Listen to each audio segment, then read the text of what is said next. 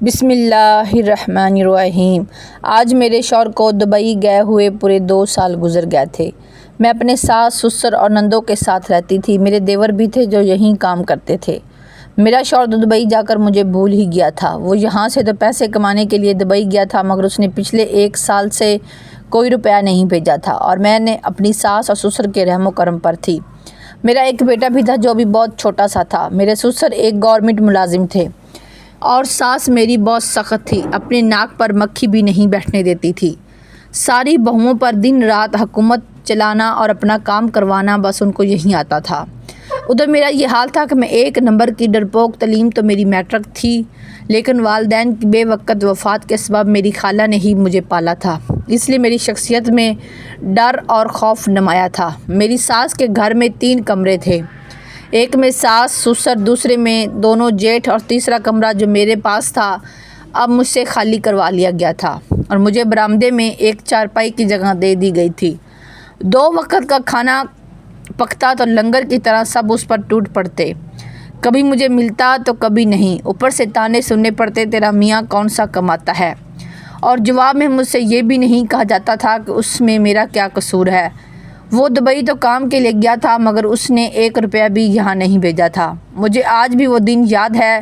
Dubai جاتے وقت میرے شوہر شوکت نے مجھے تسلی دی تھی کہ میں وہاں جا کر اتنی محنت کروں گا جو تمہارے سارے خواب پورے کروں گا، ایک بڑا گھر بناؤں گا تمہارے لیے اور اپنے بچوں کے لیے، اس میں تم راج کرو گی، اچھے اچھے کپڑے لاؤں گا تمہارے لیے، دیکھنا چاند سالوں میں ہی ہماری زندگی جنت بن جائے گی اور تم ملکہ بن کر رہو گی۔ اس وقت تو میں بھی بہت خوش تھی، مگر اس کے جانے کے بعد مجھ پر یہاں ظلم کے پہاڑ توڑے جا رہے تھے، دن گزرتے جا رہے تھے اور میری پریشانیوں میں اضافہ ہوتا جا رہا تھا۔ اس عالم میں بڑی پریشانی یہ تھی کہ شوکت کی کوئی خبر نہیں تھی۔ ادھر میرے چھوٹے دیور کی شادی پر مجھ سے کمرہ خالی کروا لیا گیا تھا۔ میں اس وقت بہت روئی تھی۔ میں نے کہا تھا، اماں میں کہاں سوؤں گی اور میرے بچے کہاں رہیں گے؟ اماں نے بیچارگی سے کہا، برآمدہ کس لیے ہے، سب یہاں پڑے ہیں، تو بھی کہیں جا کر مر جا۔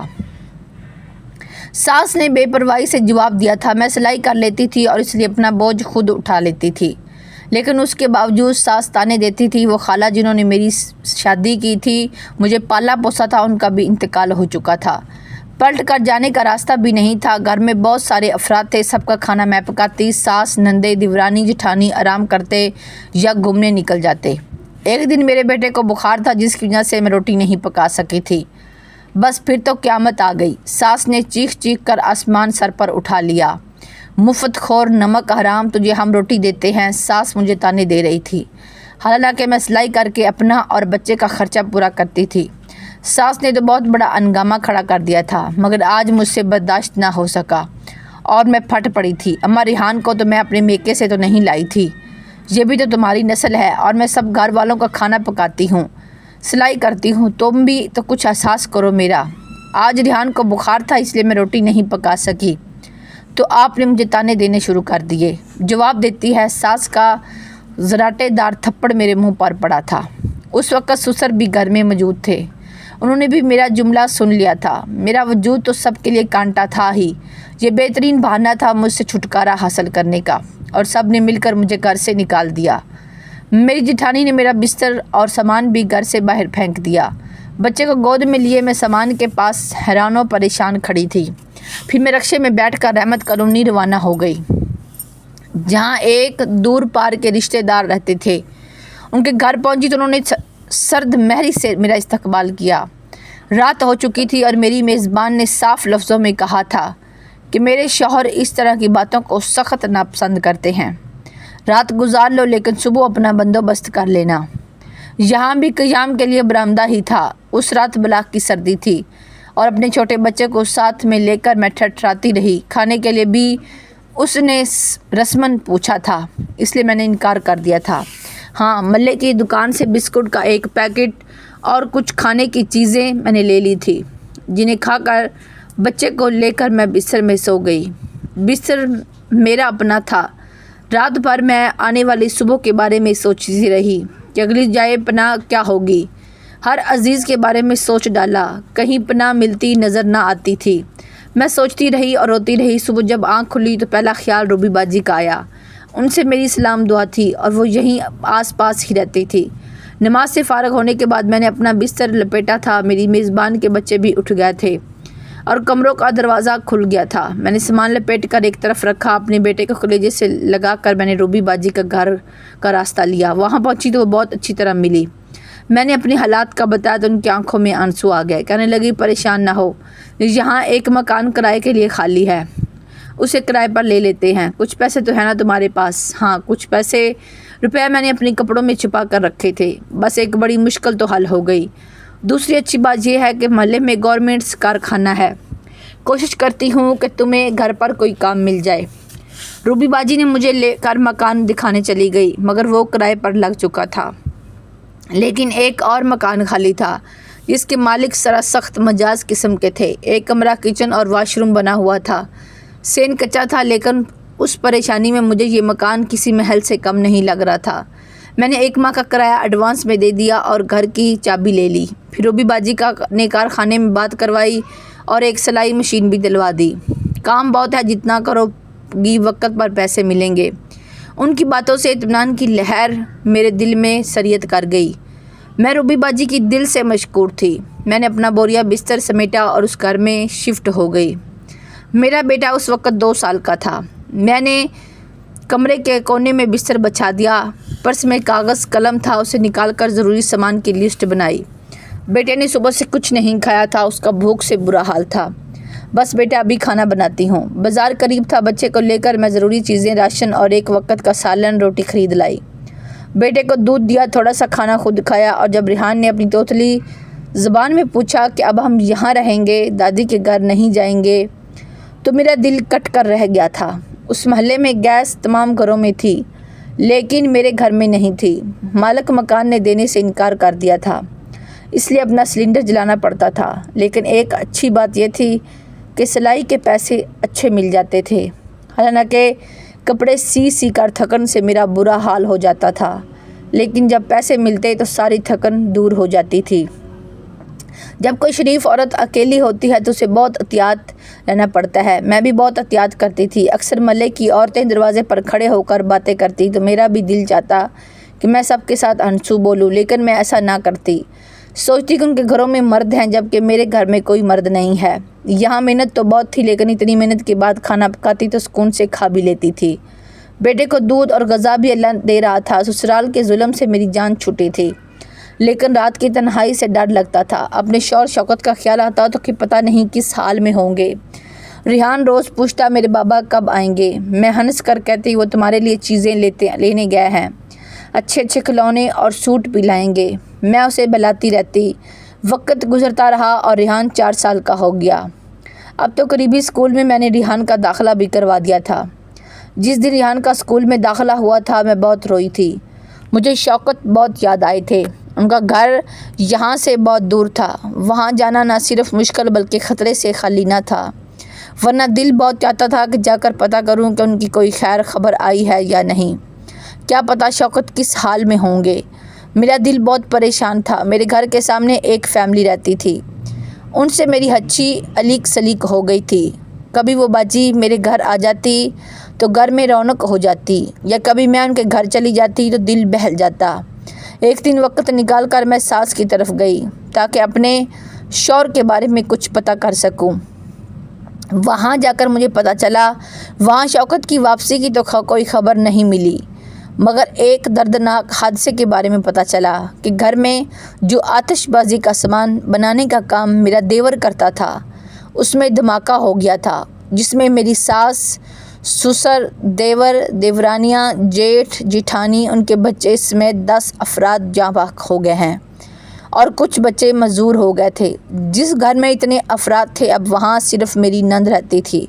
ساری باتیں تو مجھے پڑوس سے پتہ چلی تھی۔ جب میں نے چاہا کہ اپنے سسرال میں جا کر تعزیت کروں تو میری نند نے دروازہ بند کر لیا اور اندر سے تیز آواز سے مجھے گالیاں دینے لگی۔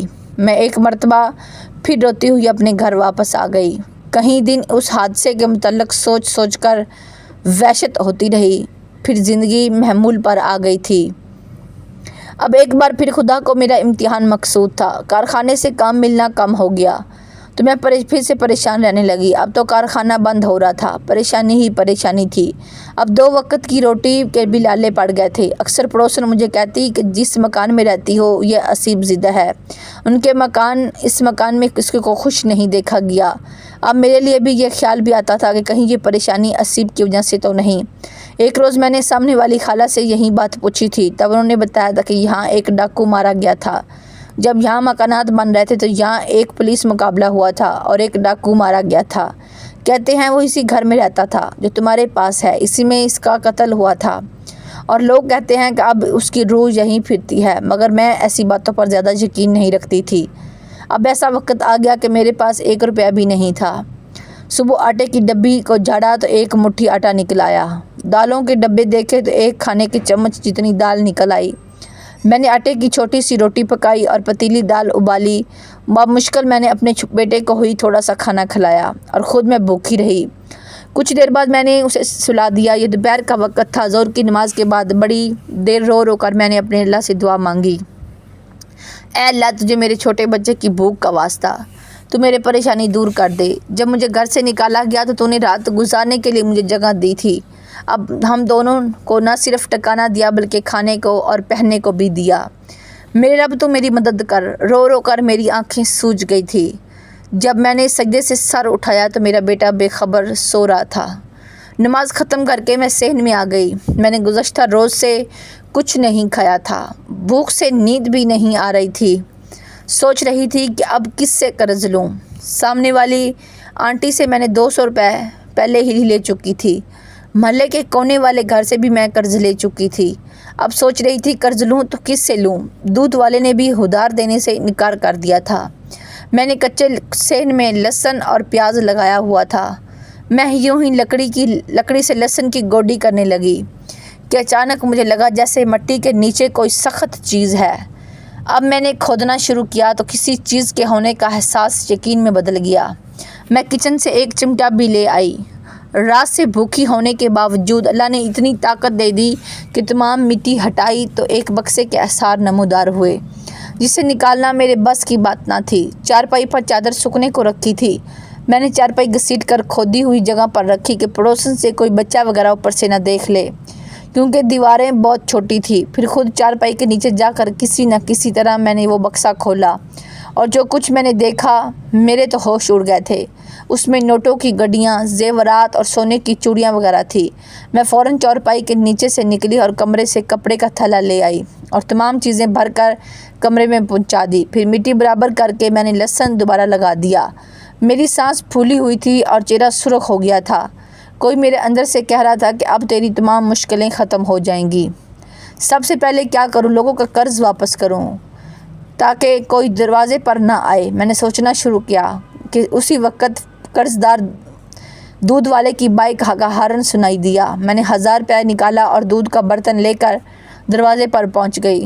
دودھ والے نے دودھ دینے سے انکار کر دیا اور کہا، باجی پہلے آپ پچھلے پیسے دے دیں۔ میں نے 1000 روپے کا نوٹ آگے بڑھایا، جس نے جادو کا کام کیا۔ آواز میں نرمی اتر آئی تھی، باجی دودھ کتنا چاہیے؟ اب نہیں چاہیے۔ حالانکہ برتن میں لائی تھی، لیکن میرا دل نہیں کہہ رہا تھا کہ میں اسے دودھ لوں، جو مجھ سے کافی سخت موری سے بولا تھا۔ اس کے بعد سامنے والی کا قرض دینے میں اس کے گھر گئی۔ دروازے پر دستک دی۔ سامنے والی سمجھ رہی تھی کہ میں پھر سے پیسے مانگنے آئی ہوں۔ میں نے ان کے دروازے پر جا کر کہا، اپنے پیسے لے لیجئے۔ فوراً دروازہ کھل گیا۔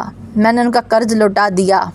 پھر گلی میں ڈبل روٹی والے آتے تھے، اس وقت بھی آ رہے تھے۔ میں نے ہچھے والے شیر مال لیے۔ میرے بیٹے کو شیر مال بہت پسند تھا۔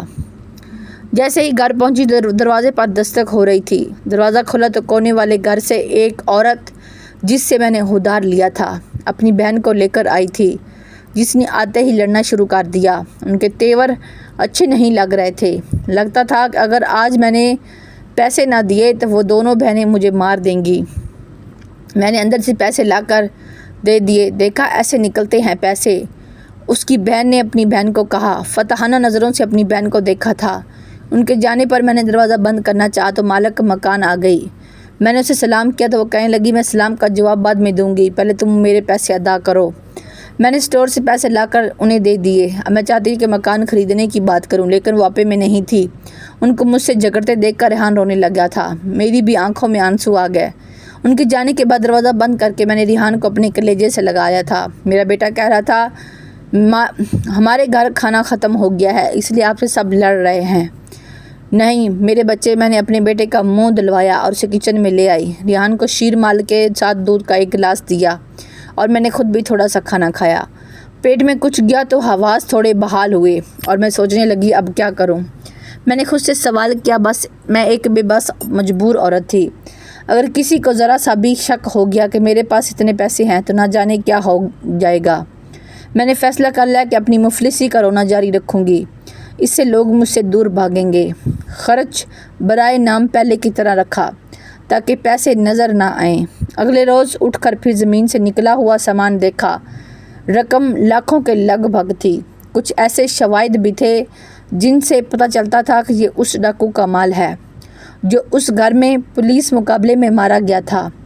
میں سب کچھ رکھ کر ریحان کے پاس آ گئی۔ مجھے ڈر لگ رہا تھا، اس لیے چند دن بعد میں نے وہ تمام مال بینک میں رکھوا دیا گیا۔